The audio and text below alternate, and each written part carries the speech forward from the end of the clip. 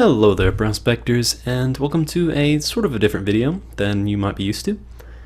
This is actually going to be a recap of two really kind of derpy games that myself and Mr. Brightside 1989 had in playing World of Tanks just a few days ago. Disclaimer, these aren't amazing games. I'm not claiming to be a good player, a competent player, or someone who is particularly good at World of Tanks. I know the community for this game is very proud in presenting good win rates and statistical efficiency for, quote, carrying the teams, and of course that is the thing where a smaller number of players are very adept at the game compared to the vast majority. But again, this is a game, it's meant for having fun. So let's get on to the replay that I thought was pretty entertaining. So myself and Mr. Brightside are both driving the ELC AMX, which is a Tier 5 light tank for the French line. Very fast vehicles. They mount a 90mm gun, and you can see over in the chat I'm just starting things off on the right note with a little bit of stupidity. But these tanks are very fast, they don't have a lot of armor, and as you can see we are in a Tier 8 maximum game, so that means we are fairly well under-tiered by comparison. So we have a tier 3-tier spread, but that's what happens when you platoon Tier 5 light tanks that are primarily designed for scouting, but the 90mm on the ELC AMX can do a lot of damage, unlike most characteristic light tank guns. And as you can see in my ammo loadout, I am carrying 28 rounds of standard armor piercing ammo, 4 rounds of HE, and 4 rounds of APCR. If this is your first time ever seeing a World of Tanks video, I will have links to the game, of course, in the description. Also links to some probably more reputable channels that are more reliable in their content, and they have more information about the game than I do. I'm simply showing off this game. So we have a leopard up here, and I pulled a snapshot there, and I actually probably hit his tracks. It bounced, so I mean that's a shame. I could have taken off somewhere around 200 average damage from that guy with one shot, but I did not. That would have been half his health gone right at the beginning, but I didn't get a hit in. I'm thinking Mr. Brightside did, but again, that remains to be seen, and we'll actually see that leopard again pretty soon. So we're switching back over to this side. I'm thinking about going for a scouting run across the field, but oh look, an ELC AMX, our opposite number on the enemy team.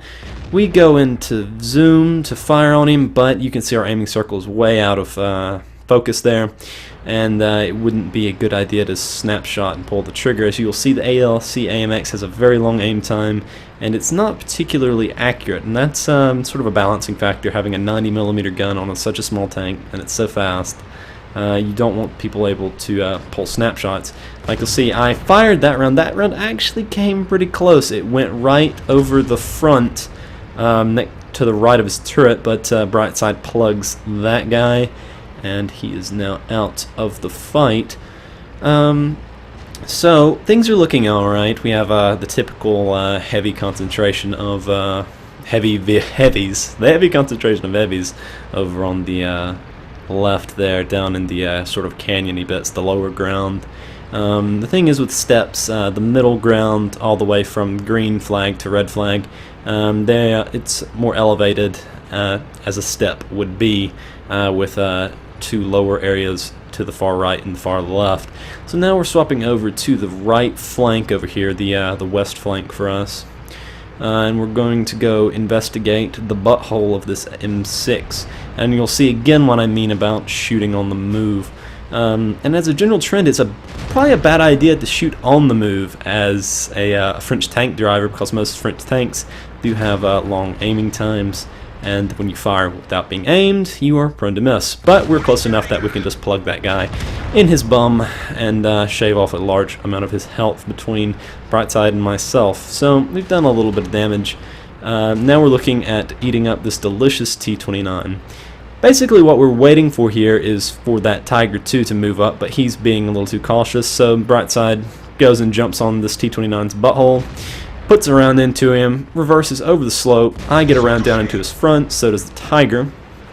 Brightside actually gets caught there by that T-29, but we punch his ticket, and he is now out of the fight. So we're moving on closer to the enemy base now. The scores are looking okay, 7-5. That's not terrible, but it can sway either way pretty damn quickly. So we have our Yag Tiger, and I believe, well, our Yag Tiger just left the building. I'm not exactly sure who was over on that flank. We have a T-26E4, a super Pershing medium tank coming up the middle. He'll actually be pretty helpful. There's that ELC again, which, don't worry, we're going to run into that bastard one more time as well. We're going to put a shot into the T-28 Prot, and you can see how terrible the side armor is on that vehicle. This tank destroyer up here, it mounts a 120mm gun, I believe, which effectively means it can one-shot me from full health, and it certainly can kill Mr. Brightside, but it has a sizable reload, so we should be able to have this guy. I think Brightside is gonna, yeah, there we go. We put a good shot in on the turret there, so he's within one hit of death. So we go rolling in. I pull another pop shot and see where it hits the ground in front of me. I try to distract this guy a bit. Brightside pulls forward, bounces around off the side of the turret and gets hit. So let's avenge him. Alright, we've punched the T-28's ticket. And now we are going to be looking for another target. And the scores are now evened up, but we have lost the entirety of our defensive flank. And you can see that we have 3 primarily full health upper tier heavy tanks. We have IS-3 on full health, an IS-6 on mostly full health, and a T-34 on mostly full health. So we're looking for the ELC, and we actually find the fucker. Pardon my language. Pull a snapshot there, almost hit him. This is a rule in snapshots in World of Tanks. Just don't. No, it doesn't work. So we're gonna come up here on this KV-2, this tier 6 German, Russian heavy tank, or Soviet heavy tank more accurately, and I'm gonna use him for cover from the ELC, and I'm gonna turn and try to engage this guy. I fire around, it goes into his tracks. I probably should have dived back into the low ground. I'm chancing it a lot here, but I want to get him behind this IS-3. I take a hit from the ELC, I put a round into the IS-3, I dive out of the way, allowing the other tanks to get shots at him. His turret's reversed, his armor is weaker there, and they take him out. I get turned, and I zap this ELC. So he's out of the fight now. So again, scores are evened up, but we are on a gross misfooting. Now, you can argue that it would have been a good idea to cap now, and it probably would have been the wiser option considering they're not on cap yet. But I don't know. I'm trying to kite these guys a little bit, and I think I did provide a good bit of assistance in taking out that IS-3, but we've lost our last base defenders, and we actually lost our KV-1S to a T-34 that is now crossing the field, and we will see him shortly. But I'm trying to engage this KV-2, and I'm being very cautious because his howitzer, which fires high explosive ammo, will easily one-shot me. Even if I was at full health, it would probably penetrate my armor, do maximum damage, and then I would be out of the fight. But I'm going to swing around on him, see if I can get a good side shot into him. I get the rear of his turret, put a shot in. I think that actually went in by the rear door. I get down the slope. I want to build up a little bit of extra speed and just get his turret, keep it turning. Alright, his accuracy on the move is bad, just as mine is. And take him out, but we are looking like we're going to lose this one, pretty sure, guys. In fact, we do lose it. I can go ahead and confirm that now. They have 2 tanks on the cap, we have 1. And I suppose that I probably should have been on cap, but then again, I don't know, maybe mixing up that KV-2 and that IS-3 and that ELC helped us out a little bit, but that's pretty much the game. I'm going to fire one more round. It actually hits the mark, goes into the gun, but the T-34 has very strong frontal turret armor and it does not penetrate. So that's it for the replay. So let's pop on over to the results screen and I will show you what exactly I scored in that match, and you can sort of further evaluate what I could have done better and just sort of look at the spread of experience and damage in the team. So let's pop on over to that. So you can see for that game that we actually got a second class mastery badge as well as 21,258 credits with 718 experience. Looking at what our damage done, we got one hit in on the IS-3, a critical hit into the T-34 that actually did end up damaging his gun, 2 hits into the T-28 Prime with a little bit of spotting damage off of that, and then just some general hits on the other vehicles, and no damage to the Leopard even though we hit him because it went into the tracks, I believe. So that's just a little look at the beginning of the stats. Now we're going to pop over to the more advanced numbers. So you can see here, sorted by experience, myself and Mr. Brightside were both in the top 3 for the team. Tier 5 light tanks in a Tier 8 game, that's pretty damn good, I must say. I mean, we can look over at the opposing team, 3,500 damage and 1,226 XP from an IS-6, followed up by 1,869 damage from a T-34 and 2,359 damage from the T-28 Prot. It just doesn't compare very well to our team. I mean, our own Prot did a very good job in trying to equal that amount of damage. As well, our Jagdtiger 88 did pretty well as well, but we just overall didn't have the damage to make up for these players in particular. But as Tier 5 light tanks, we did what we could. We scouted around, I guess. Not really. We didn't get any spots really. We were acting more as sort of flankers in that game, capitalizing on overwhelming a tank with the help from the Tiger 2 against the T-29. Again, the Tiger 2 and to some degree the Super Pershing when engaging the T-28 Prime, and then just sort of circling the KV-2 and confusing that IS-3 to get them damaged by our team as well. So I think that's basically the most we could have done. Let's pop over to the next screen. That's us sorted by damage. So you sort of see where we came in line with the rest of the team. We came in, Brightside's in 5th, I'm in 4th. So I mean, for Tier 5 light tanks, that's pretty damn good in a Tier 8 game. Although there's probably more we could have done. Again, there wasn't any kind of artillery in this game that we needed to root out, and the light tanks didn't exactly pose too much of a threat to us. I mean, 701 damage from that ELC AMX, and 0 hull damage from that Leopard. But I think we filled our role pretty well, or as well as we could. But there's always more that probably could have been done. Pop over to the next screen. This is the detailed report. 17 shots fired, 13 hits, 12 penetrations, no splash damage, not firing HE or using an artillery, which is the only place you really get splash damage from, or large caliber howitzers firing HE. Hits received 1, penetrations 1, so that was from the ELC AMX. Did 205 damage caused by my assistance, so that was spotting, I do believe. Damaged 7 vehicles, destroyed 4, and traveled a total of 4.88 kilometers. And it was only an 8-minute battle, so you sort of see how fast that went. Could have gone faster. I've seen games that are wrapped up in about 3 minutes. But 8 minutes is it's a fairly good length, and sort of lets you get a taste for the battle. And thought it was pretty good. So let's pop on over to the other replay. This one will also be featuring a light tank, and it's pretty stupid as well. So hang on to your butts.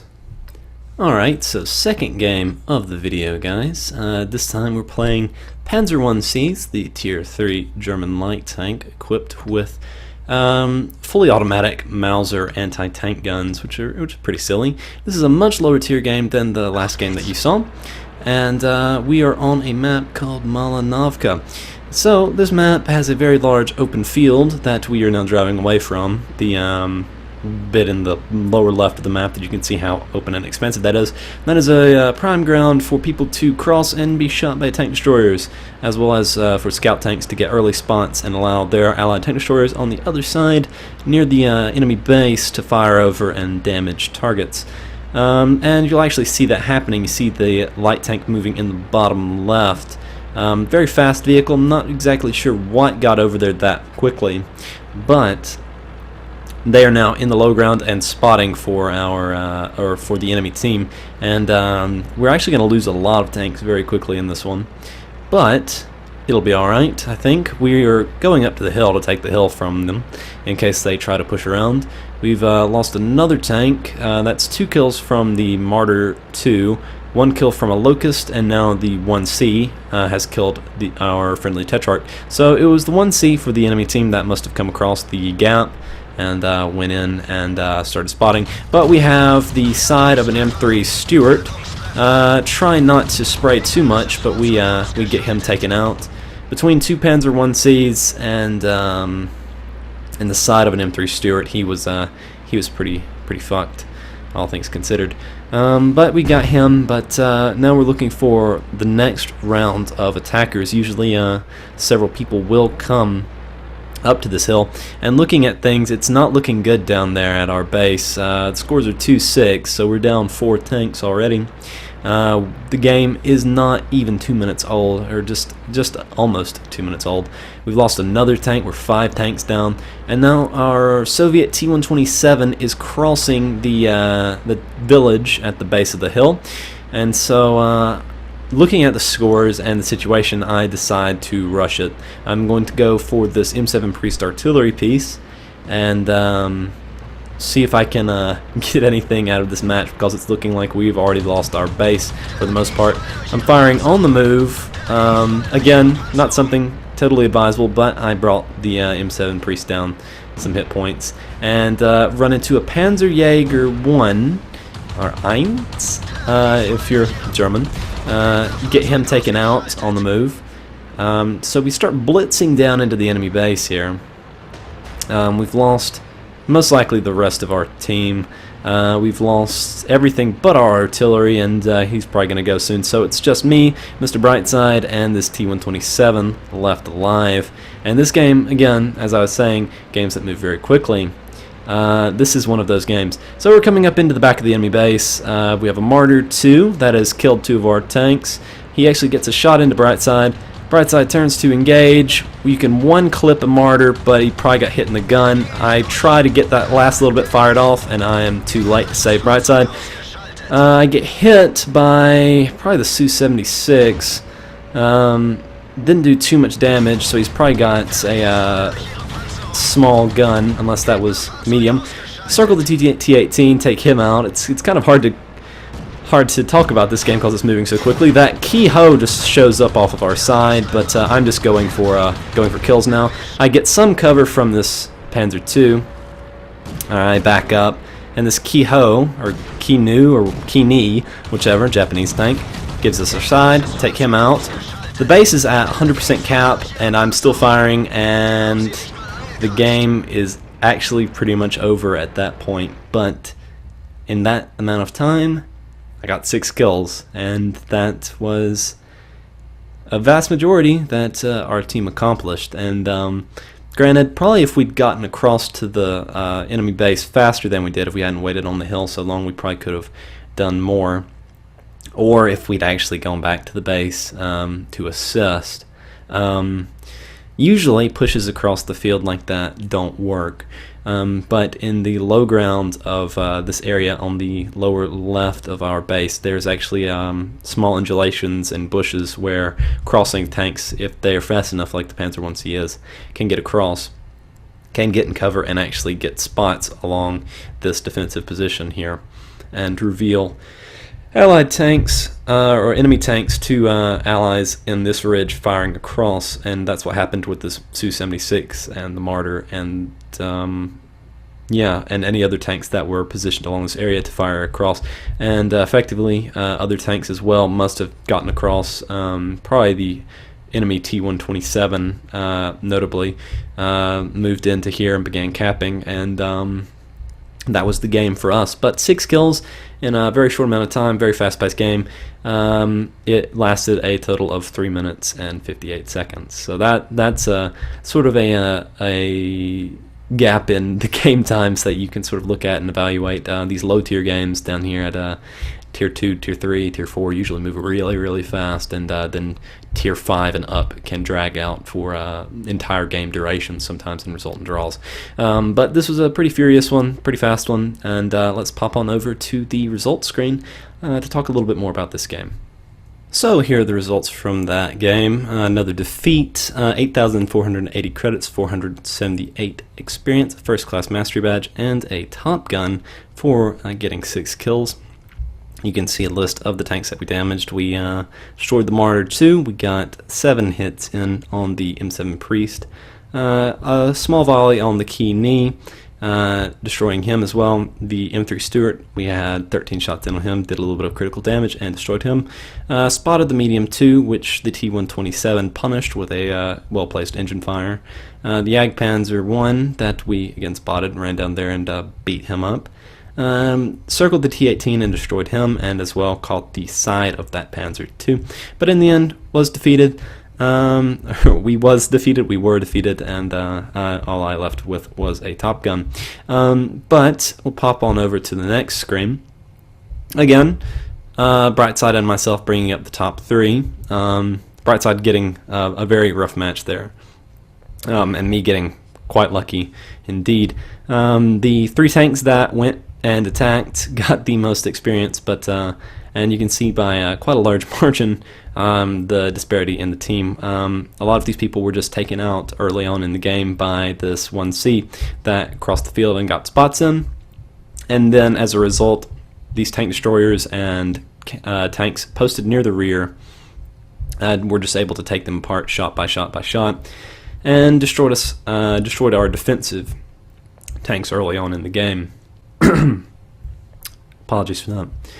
But all things considered, that was pretty well orchestrated. That little blitz toward the end, being able to divide up some of the enemies and destroy them very quickly. You can sort of see the power of the Panzer 1C. Had I destroyed that Martyr faster, Brightside would have survived, and we might have been able to get a couple more kills.